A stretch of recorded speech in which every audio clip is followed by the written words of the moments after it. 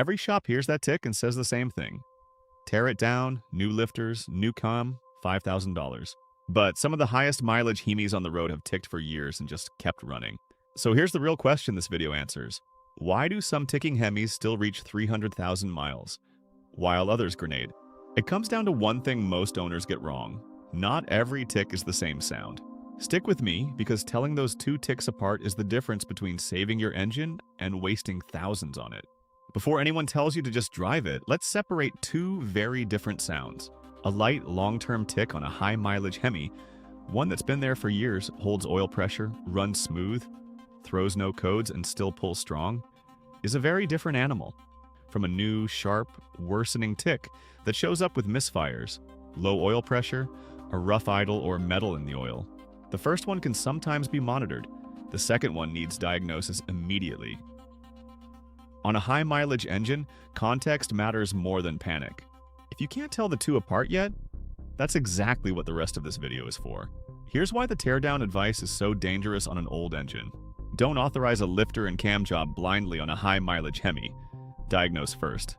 Because once a shop opens that engine, the repair can snowball fast.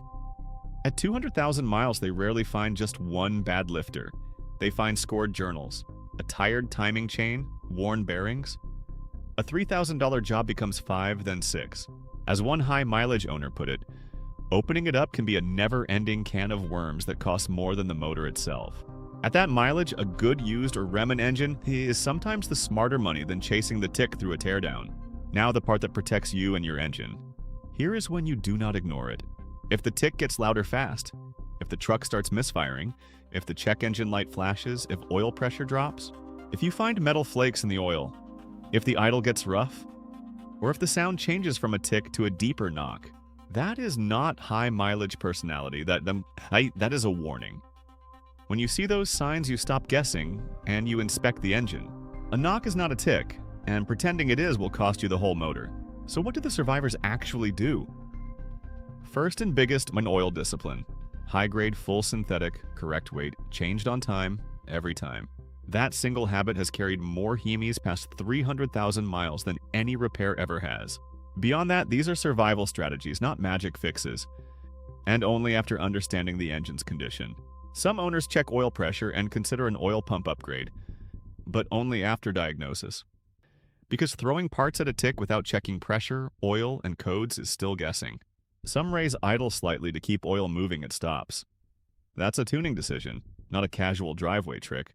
And some choose to reduce or disable MDS cycling, but that carries legal, emissions, and warranty considerations. And it will not repair a cam or lifter that's already worn.